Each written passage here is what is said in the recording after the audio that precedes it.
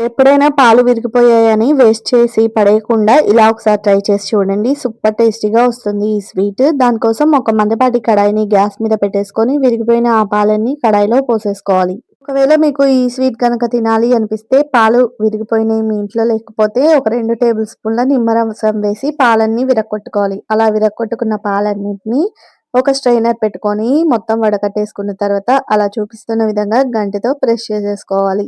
నీళ్ళన్నీ పన్నీర్‌లో నుంచి దిగిపోయిన తర్వాత అదే కడాయిని స్టవ్ మీద ఉంచేసేసుకొని, స్టవ్‌లో ఆ పన్నీర్ వేసుకొని బాగా ఫ్రై చేసుకున్న తర్వాత అరకప్పు బెల్లం తురుము వేసుకొని బాగా కలిపేసుకోవాలి. బెల్లమంతా మంచిగా పన్నీర్‌లో కలిసి మంచి కలరొచ్చిన తర్వాత కొద్దిగా యాలకుల పొడి, 1 టీ స్పూన్ దాకా నెయ్యి వేసేసుకొని బాగా కలుపుకోవాలి.